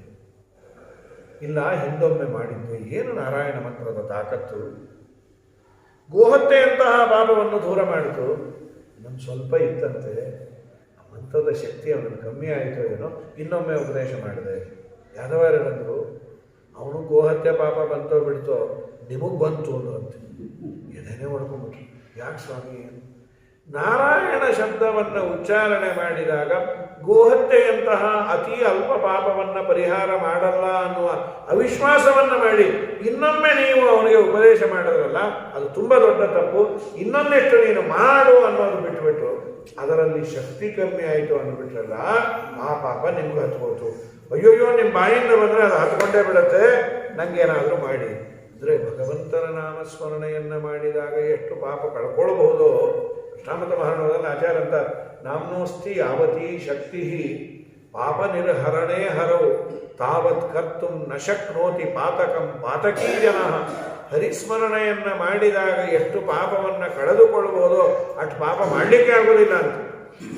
ತಾತ್ಪರ್ಯ ಪಾಪ ಮಾಡಲಿಕ್ಕೆ ಲೈಸೆನ್ಸ್ ಅಲ್ಲ, ಹರಿಸ್ಮರಣೆಯನ್ನು ನಿರಂತರ ಮಾಡಿ ಎಲ್ಲ ಪಾಪಗಳು ಹೋಗತ್ತೆ ಇದೆ. ಅದಕ್ಕೆ ಆ ತಾಕತ್ತಿದೆ. ಹರಿಯ ಸ್ಮರಣೆಯನ್ನು ಮಾಡಿದಾಗ ಎಲ್ಲ ಪಾಪವನ್ನು ಕಳೆಯುವ ತಾಕತ್ತು ಅದಕ್ಕಿದೆ. ಪಡೆಯುವ ಯೋಗ್ಯತೆ ನಮಗಿಲ್ಲ. ಇದ್ದದ್ದೆಲ್ಲ ಪಡಿಬೇಕು ಅಂತೇನಿಲ್ಲಲ್ಲ. ಒಂದು ದೊಡ್ಡ ಸೈಟ್ ಇದೆ. ಯಾರೋ ಅಂದರು, ಸರ್ ನೀವೇನು ಚಿಕ್ಕ ಬಿಲ್ಡಿಂಗ್ ಕಟ್ಬಿಟ್ರಿ, ಈ ಸೈಟಲ್ಲಿ ನೀವು ಒಂದು 10 ಫ್ಲೋರ್ಸ್ ಕಟ್ಬಿಟ್ಟಿದ್ರೆ ಏನದು? ಅವರಂದರು, 3 ಫ್ಲೋರ್ ಕಟ್ಟಿದ್ದಕ್ಕೆ ಈಗ ಸತ್ತೋಗ್ತಾ ಇದ್ದೀನಪ್ಪ, ಸಾಲ ತೀರಿದೆ, ನಮ್ಮ ಯೋಗ್ಯತೆ ಮೀರಿ ಕಟ್ಟಕ್ಕೆ ಹೋಗಬಾರ್ದು. ಇಲ್ಲ, ನೀವು 10 ಫ್ಲೋರ್ ಕಟ್ಬಿಡ್ರಿ, 11ನೇ ಫ್ಲೋರ್ ನೀವು ಹೊಟ್ಟೋದಾಗ ಮೇಲೆ ಹಾರಿಬಿಟ್ರೆ ನಾನೇ ಇರೋದಿಲ್ಲ. ಅವನ ಹತ್ರ ಜಾಗ ಇರ್ಬೋದ್ರಿ, ಕಟ್ಟೋ ಯೋಗ್ಯತೆ ಅವನು ಬೇಕಲ್ಲ. 10 ಎಕರೆ ಭೂಮಿ ಯಾರಿಗೋ ಇದೆ, ಅವನ ಪಾಪ ಗುಡಿಸಲೇ ಇದ್ದಾನೆ. ಏನು 10 ಎಕರೆ ಗುಡಿಸಲೇ ಇದೆ, ಅದೇ ಈ 10 ಎಕರೆನ ಯಾರು ನೋಡ್ಕೋಬೇಕು, ಕದಿಬಾರ್ದು ಅಂತ ಈ ಗುಡಿಸದಲ್ಲಿ ಸಾಯ್ತಾ ಇದ್ದೀನಿ ಅಂತ. ಅದೇ ಒಬ್ಬ ಇಂಡಸ್ಟ್ರಿಯಲಿಸ್ಟ್ ಇದ್ರೆ ಅದು ಅವನು ಇನ್ನೇನೋ ಮಾಡಿರೋನು. ಪದಾರ್ಥವನ್ನು ಪಡೆದವರಿಗೆಲ್ಲರಿಗೂ ಅದರಿಂದ ಪೂರ್ಣ ಪ್ರಮಾಣದ ಫಲವನ್ನು ಏನು ಪಡಿಬೇಕೋ ಅದಿರಬೇಕು ಅಂತಿಲ್ಲ. ಅಲ್ಲಿವರೆಗೂ ಹೋಗೋದು ಯಾಕ್ರಿ? ಈ ಅಪ್ಪ ಅಮ್ಮನ ಕಾರ್ ಕೊಡಿಸ್ಬಿಟ್ಟಿರ್ತಾರೆ ಫಾರಿನ್ನಲ್ಲಿರೋ ಮಕ್ಕಳು. ಅಯ್ಯೋ, ಅದು ಪೋರ್ಟಿಕೋದಲ್ಲಿ ಓಡಾಡಬೇಕಾರೆಲ್ಲ ತೆಗೆದು ಸತ್ತೋಗ್ತಾ ಇರ್ತಾರೆ. ಯಾವುದೋ ಮನೇಲಂತೂ ಅದು ಓಡಾಡಲಿಕ್ಕೆ ಆಗಲ್ಲ, ಬಾಗಿಲು ತಗೊಂಡೆ ಈ ಕಡೆಯಿಂದ ಆ ಕಡೆ ಮನೆಗೆ ಹೋಗ್ಬೇಕಾಗಿತ್ತು. ಅದು ಆ ಥರ ಕಾರ್ ಹೇಗಿದೆ, ಅಯ್ಯೋ ಅದು ಡ್ರೈವರ್ ನಮಗೆ ಓಡ್ಸೋಕ್ಕೆ ಬರಲ್ಲ, ಡ್ರೈವರು ನಾವು ಕರೆದಾಗ ಬರಲ್ಲ. 2ನೇ ಏಕಾಸಿ ಬರ್ತೀನಮ್ಮ ಹೊಟ್ಟೋಗೋಣ ಔಟಿಂಗು ಅಂತ. ಏನು ಔಟಿಂಗು, ಸತ್ತೋಗ್ತಾ ಇದ್ದೀವಿ, ದ್ವಾದಶಿನೇ ನಾನೇ ಔಟ್ ಆಗೋ ಥರ ಇದ್ದೀನಿ, ಔಟಿಂಗೆಲ್ಲ ಶೂಟಿಂಗ್ ಮುಚ್ಚಬಾಯಿ ಅಂತ. ಇವ್ರಿಗೆ ಬೇಕಾದಾಗ ಅವನು ಬರಲ್ಲ, ಅವನು ಬಂದಾಗ ಇವ್ರಿಗೆ ಬೇಕಾಗಲ್ಲ. ಅದು ಕರೆಕ್ಟಾಗಿ ಹೋಗಿ ಬರೋದಂದ್ರೆ 3 ತಿಂಗಳಿಗೆ ಒಂದ್ಸರಿ ಉದ್ವಾರ್ಚನೆಗೆ ಹೋಗಿ ಬರುತ್ತೆ, ತೊಳಸ್ಕೊಂಡ್ಬಂದು ಅಲ್ಲಿ ನಿಂತ್ಕೊಂಡ್ಬಿಡುತ್ತೆ. ಹೀಗಾಗಿ ನೀಟಾಗಿ ಆಗುತ್ತೆ, ಇನ್ನೊಂದು ತಿಂಗಳು ಮತ್ತೆ ಹಾಳಾಗುತ್ತೆ. ಇಷ್ಟೇ ಆಗುತ್ತದೆ. ಓಡಿಸಲಿಕ್ಕೆ ಬರದ ಕಾರು ಅನೇಕ ಬಾರಿ ಅಂತಿರ್ತೀವಿ, ಆಚಮನ ಬರದ ಆಚಾರು, ಈಜು ಬರದ ಮೀನು, ಹಾರ್ಲಿಕ್ಕೆ ಬರದ ಇರೋ ಹಕ್ಕಿ, ಇದ್ದರೇನು ಇಲ್ಲದಿದ್ದರೇನು ಅಂತ ಹೇಳಿ. ಹಾಗೆ ಪದಾರ್ಥ ಇರೋದು ಮುಖ್ಯ ಅಂದರೆ ಅದನ್ನು ಬಳಸುವ ಯೋಗ್ಯತೆ ಅವನು ಬೇಕು. ಅದೊಂದು ದೇವರು ಪುಣ್ಯ ಬರೆದಿರಬೇಕು. ಕೆಲವರಿಗೆ ಪದಾರ್ಥ ಕೊಡ್ತಾನೆ, ಕೆಲವರಿಗೆ ಭೋಗಭಾಗ್ಯ ಕೊಟ್ಬಿಡ್ತಾನೆ. ಯಾರಿಗೂ ಎಲ್ಲ ಮಂಜಾತ್ರೆ, ಅದು ಒಂದಾಗತ್ತೆ. ಯಜಮಾನನ ಕಾರು ಪೆಟ್ರೋಲ್ ಅವನದು, ಡ್ರೈವರ್ಗೆ ಆನಂದ. ಆ ಯಜಮಾನನ ಕಂಪ್ನಿಯಲ್ಲಿ ಬಿಡೋದು. ಅಮ್ಮನವ್ರು ಹೇಳಿದಾರೆ ಹೋಗ್ಬರಲ್ಲ ಅಂತ. ಯಾರಮ್ಮನವರು ಅಂತ ಹೇಳಲ್ಲ, ಇವರಮ್ಮನವರ ಅವರಮ್ಮನವರು. ಸರಿ ಹೋಗಪ್ಪ, ಅವನಿಗೆ ಅಮ್ಮನವರು ಅಂದರೆ ನಡಕ. ಹೋಗಪ್ಪ ಚೆನ್ನಾಗಿ ನೋಡ್ಕೋತಾನೆ ನಿಮ್ಮ ಅನುಗ್ರಹದಿಂದ ಅಂತ ಹೇಳಿ ಆ ಅಮ್ಮನವ್ರಿಗೆ ಒಂದು ಕೊತ್ತಂಬರಿ ಸೊಪ್ಪು, ಈ ಅಮ್ಮನವ್ರಿಗೆ ಇಡೀ ಊರಲ್ಲೇ ಮೆರವಣಿಗೆ. ಹೀಗಾಗಿ ಭಗವಂತ ಭೋಗಭಾಗ್ಯವನ್ನು ಕೊಡಬೇಕು. ಅವನು ಕೊಟ್ಟಿದ್ದರೆ ಅದು ಸಾಧ್ಯ, ಇಲ್ಲ ಅಂತಾದರೆ ಇನ್ಯಾವುದೋ ಭೋಗಕ್ಕೆ ಅದು ಆಗತ್ತೆ. ಪ್ರಕೃತದಲ್ಲಿ ಶ್ರೀನಿವಾಸ ತೀರ್ಥರಿಗೆ ಯಾದವಾರ್ಯರನ್ನು ನಾರಾಯಣ ಶಬ್ದಕ್ಕೆ ಯೋಗ್ಯತೆ ತುಂಬ ದೊಡ್ಡದಪ್ಪ. ಸರ್ವ ಪಾಪಾನಿ ಯತ್ ಸಂಸ್ರತೆ ಸಂಕ್ಷಯಂ ಸರ್ವದಾ ಯಾಂತಿ ಭಕ್ತ್ಯಾ ವಿಶುದ್ಧಾತ್ಮನ ಶರವ ಗುರುವಾದಿ ಗೀರ್ವಾಣ ಸಂಸ್ಥಾನದ ಕುರ್ವತೆ ಕರ್ಮ ಯತ್ ಪ್ರೀತಯೇ ಸಜ್ಜನ ಪ್ರೀಣಯಾಮೋ ವಾಸುದೇವಂ ದೇವತಾ ಮಂಡಲ ಖಂಡ ಮಂಡಲಂ ಪ್ರೀಣಯಾಮೋ ವಾಸುದೇವಂ ಸರ್ವ ಪಾಪಾನಿ ಯತ್ ಸಂಸ್ರತೆ ಸಂಕ್ಷಯಂ ಯಾಂತಿ. ಎಲ್ಲ ಪಾಪಗಳು ಹೋಗತ್ತೆ, ಅದನ್ನು ಮಾಡುವ ರೀತಿಯಲ್ಲಿ ಮಾಡಿದರೆ ಹೋಗತ್ತೆ. ಸರಿ, ಏನು ಮಾಡಲಿ ಸ್ವಾಮಿ? ಈಗ ನಾನು ಇನ್ನೊಮ್ಮೆ ಅಂತ ಅವನು ಉಪದೇಶ ಮಾಡಿಬಿಟ್ಟೆ. ನಾರಾಯಣ ಮಂತ್ರದ ಮೇಲೆ ನಾನು ಸ್ವಲ್ಪ ಅವಿಶ್ವಾಸ ಮಾಡಿದೆ ಅಂತ ನೀವು ಅಂದ್ರಿ, ದೊಡ್ಡವ್ರ ಬಾಯಿಂದ ಬಂದಿದೆ. ಪರಿಹಾರ ಏನು, ಪ್ರಾಯಶ್ಚಿತ್ತ ಏನು? ನಾರಾಯಣ ಶಬ್ದಗಳಿಗೆ ಅರ್ಥ ಬರೀ ಅಂದ್ರಂತೆ. 72 ಅರ್ಥಗಳನ್ನು ಬಿದರಳ್ಳಿ ಶ್ರೀನಿವಾಸ ತೀರ್ಥರು ನಾರಾಯಣ ಶಬ್ದಾರ್ಥ ಅಂತ ಬರೆದಿದ್ದಾರೆ. ಇಬ್ಬರೂ ಬರೆದಿದ್ದಾರೆ. ಒಬ್ಬರು ವಿಜೇಂದ್ರ ಸ್ವಾಮಿಗಳು 125 ಅರ್ಥವನ್ನು ಬರೆದಿದ್ದಾರೆ ನಾರಾಯಣ ಶಬ್ದಗಳಿಗೆ. ಮತ್ತೊಂದು ಬಿದರಳ್ಳಿ ಶ್ರೀನಿವಾಸ ತೀರ್ಥರು 72 ಅರ್ಥಗಳನ್ನು ಬರೆದು ಆ ಗುರುಗಳ ಬಾಯಿಂದ ಬಂದಿತ್ತಲ್ಲ, ಅದಕ್ಕೆ ಪ್ರಾಯಶ್ಚಿತ್ತ ರೂಪವಾಗಿ ಪರಿಹಾರ ಮಾಡಿಕೊಂಡ್ರು. ಇದೊಂಥರ ಬ್ಲೆಸ್ಸಿಂಗ್ ಇನ್ ಡಿಸ್ಗೈಸ್. ಅವರ ಅವಿಶ್ವಾಸ ಮಾಡಿದ್ದೇ 72 ನಾರಾಯಣ ಶಬ್ದದ ಅರ್ಥಗಳ ಒಂದು ಗುಚ್ಛ ಆಚೆ ಬಂತು. ಹಾಗಾಗಿ ಭಗವಂತನ ನಾಮಸ್ಮರಣೆಯನ್ನು ಮಾಡಿದಾಗ ಎಲ್ಲ ಪಾಪಗಳನ್ನು ಕಳೆದುಕೊಳ್ಳುವ, ಪರಿಹಾರ ಮಾಡುವ ತಾಕತ್ತು ಅದಕ್ಕಿದೆ, ಅದು ಶಕ್ತಿ ಅದಕ್ಕಿದೆ. ಅದು ತೋರೋದಿಲ್ಲ, ಮಾಡಿದವನಿಗೆ ಅದು ಎಕ್ಸ್ಪೀರಿಯನ್ಸ್ ಆಗುತ್ತೆ. ಯಾರೋ ಹೇಳ್ತಾರೆ, ನೀ ಜಪ ಮಾಡು. ಜಪ ಮಾಡಿದಾಗ ನೆಮ್ಮದಿ ಬಂತು ಅವನಿಗೆ. ನೆಮ್ಮದಿ ಬಂತು, ಸುಳ್ಳು ಹೇಳ್ತೀನಿ ನೀನು ಅಂದರೆ ಅದೇನು ಗೊತ್ತಾ? OTP ಇದ್ದಾಗ OTP ಅವ್ರವ್ರ ಫೋನ್ಗೆ ಬರುತ್ತೆ. ಇವನು ಹರಿಸ್ಮರಣೆ ಮಾಡಿದಾಗ ನೆಮ್ಮದಿ ಆಯಿತು ಅಂದರೆ ಆ ನೆಮ್ಮದಿ ಅನ್ನೋ OTPನ ಅವನಿಗೆ ಮಾತ್ರ ಕೊಡ್ತಾನೆ. ಅವನು ಜಪ ಮಾಡಿದ ನೆಮ್ಮದಿ ಇನ್ಯಾರಿಗೂ OTP ಕೊಟ್ಟರೆ ಅದು OTP ಆಗತ್ತದು. ನೀನು ಜಪವನ್ನು ಮಾಡಿದರೆ, ನೀನು ಸಾಧನೆಯನ್ನು ಮಾಡಿದರೆ ಅದರ ಎಕ್ಸ್ಪೀರಿಯನ್ಸ್ ನಿನಗೆ ಕೊಡ್ತಾರೆ. ಅದು ಅತೀಂದ್ರಿಯವಾದದ್ದು experience. I can feel it, I can't show it. ನಿನಗೆ ಎಷ್ಟು ಆನಂದ ಆಯಿತು ಅದು ಹೇಳೋಕ್ಕಾಗಲ್ಲಪ್ಪ, ಅಷ್ಟೇ ಹೇಳ್ಬೋದು. ಅಥವಾ ತುಂಬ ಆನಂದ ಆಯಿತು ಇಷ್ಟು ಹೇಳ್ಬೋದು, ಅದನ್ನು ತೋರಿಸ್ಲಿಕ್ಕಾಗಲ್ಲ. ಹಾಗೆ ಕಣ್ಣಿಗೆ ಕಾಣದ ವಸ್ತುಗಳು ಇದೆ ಅಂತ ಬಹಳ ಸುಂದರವಾಗಿ ಅದರದೆಲ್ಲ ವಿವರಣೆಯನ್ನು ಮಾಡಿಕೊಟ್ಟಿದ್ದಾರೆ. ಅಂತಹ ಸಮಗ್ರ ಬ್ರಹ್ಮಸೂತ್ರಗಳ ಹಾಗೂ ಭಾಷ್ಯದ 2 ಗ್ರಂಥ ಮಾಡ್ಯಾರ. ಸೂತ್ರಾರ್ಥ ದೀಪಿಕಾ ಅಂತ, ಭಾಷ್ಯ ದೀಪಿಕಾ ಅಂತ. ಭಾಷ್ಯದ ಎಲ್ಲ ಪದಗಳಿಗೆ ಅರ್ಥವನ್ನು, ವೇದಗಳಿಗೆ ಅರ್ಥವನ್ನು, ಮತ್ತು ವೇದವ್ಯಾಸ ದೇವರ ಸೂತ್ರಗಳಿಗೆ ಅರ್ಥವನ್ನು ಬರೆದ ಮಹಾನುಭಾವರ ಆರಾಧನೆಯ ದಿವಸ ಅವರ ಕೃತಿಯ ಬಗ್ಗೆ 1-2 ಮಾತುಗಳನ್ನು, ಅವರ ಮಹಿಮೆಯ ಬಗ್ಗೆ 1-2 ಮಾತುಗಳನ್ನು ವಿಶೇಷವಾಗಿ ಕೇಳಿದಿರಿ. ನಮ್ಮ ಈ ಮಠದಲ್ಲಿ ಭೋಜನ ಕಾರ್ಯದ ಜೊತೆಯಲ್ಲಿ ಒಂದಿಷ್ಟು ಜ್ಞಾನ ಕಾರ್ಯವನ್ನು ಮಾಡೇ ಭೋಜನ ಕಾರ್ಯವನ್ನು ಮಾಡಬೇಕು ಅನ್ನುವ ದೀಕ್ಷೆ ಬಹಳ ದೊಡ್ಡದು. ಎಲೆ ಎಲ್ಲ ಕಡೆ ಸಿಗುತ್ತೆ, ತಲೆಗೆ ಬೇಕಾದ ಆಹಾರ ಸಿಗೋದು ಕಮ್ಮಿನೇ. ಎಲೆ ತಲೆ ಎರಡೂ ಬೇಕು. ಯಾರೋ ಅಂದರು ನಮ್ಮ ತಲೆ ಯಾವಾಗಲೂ ಎಲೆ ಇದೆ ಅಂತ, ಇದ್ದೇ ಇರುತ್ತೆ ಎಲ್ಲರಿಗೂ. ಎಲೆ ಎಲೆ ಮೇಲೆ ಅದಲ್ಲ, ಒಂದಿಷ್ಟು ಭಗವಂತನ ವಿಚಾರವನ್ನು ತುಂಬಿಕೊಂಡಾಗ ಎಲೆ ಕಡೆ ಗಮನ ಹೋಗುತ್ತಂತೆ, ಕಮ್ಮಿ ಆಗುತ್ತಂತೆ. ಜ್ಞಾನದ ಕಡೆ ಗಮನ ಇದ್ರೆ ಸುಧೀಂದ್ರ ಸ್ವಾಮಿಗಳು ಬರೀತಾರೆ, ಅಜಗರದಿಂದ ಒಂದು ಪಾಠ ಕಲಿತೆ ಅಂತ ಇದೆ 24 ಗುರುಗಳಲ್ಲಿ. ಹೆಬ್ಬಾವಿನಿಂದ ಏನು ಪಾಠ ಕಲಿತೆ? ಅನ್ನ ಆಹಾರವನ್ನು ಇಲ್ಲದೇ ಇದ್ದರೂ ಅದು ಉಳಿಯತ್ತೆ. ಒಂದು ಎಮ್ಮೆ ತಿಂದು 2 ತಿಂಗಳು ಉಪವಾಸ ಇರುತ್ತಂತೆ ಹೆಬ್ಬಾವು. ತಕ್ಷಣ ಅವ್ರು ಬರೋದು, ಹಾಗಿದ್ರೆ ನಾವು ಸತ್ತೋಗ್ತೀವಿ ಅಷ್ಟೇ. ಶರೀರ ಪತನ ಆಯಿತು ಅಂತಾದರೆ ವ್ಯಕ್ತಿಯೇ ಇಲ್ಲ ಅಂತ. ಇಲ್ಲ, ಜ್ಞಾನಿಗಳಿಗೆ ಪಾಠ ಪ್ರವಚನವೇ ಅನ್ನ ಅಂತ. ಇದೆಲ್ಲ ಕಂಪ್ಯಾರಿಟಿವ್ ಸ್ಟಡಿ. ಸದಾ ತಿನ್ನೋನಿಗೆ 10 ನಿಮಿಷ ಸುಮ್ಮನೆ ಅಂದರೆ ಆಗೋದೇ ಇಲ್ಲ. ಸ್ವಲ್ಪ ಮಡಿವಂತನಿಗೆ 12 ಗಂಟೆವರೆಗೂ ಅವನಿರ್ತಾನೆ. ಅವರವ್ರ ಸಾಪೇಕ್ಷ ಅಲ್ಲ. ಕೆಲವು ಬೆಳಗ್ಗೆ 6 ಗಂಟೆಗೆ ಬೆಡ್ ಕಾಫಿ ಆಗಲೇಬೇಕು. ಅವ್ರು ಬೆಡ್ ಕಾಫಿ ಆಗಲಿಲ್ಲ ಅಂದರೆ ಇಡೀ ದಿನ ಅವರು ಬದುಕೇ ವೇಸ್ಟ್ ಅಲ್ಲಿ. ಯಾಕೆ ಅಂದರು, ಇವತ್ತು 6 ಕಾಲ ಆಗ್ಬಿಡ್ತು ಬೆಡ್ ಕಾಫಿ. ಏನು ಮಾಡಿದೆ ಅಂದರು, ಬೇಜಾರಾಗ್ಬಿಟ್ಟು ಇಡೀ ಆ ಜಗ್ಗನ್ನೇ ಕುಡಿದು ಬಿಟ್ಟೆ ಅಂತ. ಇಷ್ಟೇ ಇವ್ರ ಮಹಿಮೆ. ಒಂಚೂರು ವ್ಯತ್ಯಾಸ ಆದರೂ ಬೇಜಾರು. ಅದೇ ಪಾಪ ಈ ಮಡಿವಂತರಿಗೆ 12 ಆಗ್ಬೋದು, 12:30 ಆಗ್ಬೋದು. ಅದರಲ್ಲೂ ಸ್ವಾಮಿಗಳ ಜೊತೆ ಇದ್ದವ್ರಿಗೆ 3 ಆಗ್ಬೋದು, 4 ಆಗ್ಬೋದು. ಉಪವಾಸವೇ ಅವ್ರಿಗೆ ಅಭ್ಯಾಸ ಆಗಿರುತ್ತೆ, ಅವ್ರಿಗೆ ಬೇಗ ಸೇರೋದೇ ಇಲ್ಲ, ಅದೊಂದು ಕಷ್ಟ. ಹೀಗಾಗಿ ಇದೆಲ್ಲ ಸಾಪೇಕ್ಷ. ಸುಧೀಂದ್ರರು ಬರೀತಾರೆ, ದೇವರ ಮಹಿಮೆಯನ್ನು ಆಸ್ವಾದನೆ ಮಾಡುವ ವ್ಯಕ್ತಿಗೆ ಹೊಟ್ಟೆಯ ಬಗ್ಗೆ ಕಾಳಜಿ ಇರುವುದಿಲ್ಲ ಅಂತ. ಅದಕ್ಕೆ ತಾಕತ್ತಿದೆ ಅಂತ, ಹೊಟ್ಟೆಯನ್ನು ತುಂಬಿಸತ್ತೆ ಅಂತ. ಇವರೆಲ್ಲ ಆ ಸಾಲಿನಲ್ಲಿ ಬಂದ ಮಹಾನುಭಾವರು. ಅವರ ಸ್ಮರಣೆಯಿಂದ ನಮಗೂ ಸ್ವಲ್ಪ ಶಾಸ್ತ್ರದೊಳಗೆ ಪ್ರವೇಶ ಮಾಡಿ ತಲೆಯಲ್ಲಿ ಭಗವಂತನ ವಾರ್ತೆಗಳನ್ನು ತುಂಬಿಕೊಂಡು ನಾಳೆ ದಿನ ಯಮಧರ್ಮರಾಜನ ಮನೆಗೆ ಹೋದಾಗ ಕೇಳ್ತಾನಲ್ಲ, ಏನು ತೊಗೊಂಬಂದ್ರಿ ಅಂತ. ಒಂದಿಷ್ಟು ದೇವರ ವಾರ್ತೆಯನ್ನು ಕೇಳಿದ್ವಿ, ಆರಾಧನೆಗಳಲ್ಲಿ ಭಾಗವಹಿಸಿದ್ವಿ ಅಂದರೆ ಕೊಡೋ ಏಟನ್ನು ಮೆತ್ತು ಕೊಡ್ತಾನೆ, ಒಂದಿಷ್ಟು ಮಾಫ್ ಮಾಡ್ತಾನೆ, ಅಲ್ಲಿಗೆ ಹೋಗಿದ್ರಲ್ಲ ಹೋಗಲಿ ಬಿಡು ಅಂತ. ಹಾಗಾಗಿ ಅವರ ಸ್ಮರಣೆಯನ್ನು ಮಾಡ್ತಾ 2 ಮಾತನ್ನು ಮುಗಿಸ್ತೇನೆ. ಅಲ್ಲೂ ಆಗಿದೆ ಅಂದರು, ಅದಕ್ಕೆ ಬಹಳ ಹೊತ್ತು ಹೇಳಿದ್ದೆ, ಯಾಕೆಂದ್ರೆ ಟೈಮ್ ಇತ್ತು ಅಂತ. ಶ್ರೀಕೃಷ್ಣ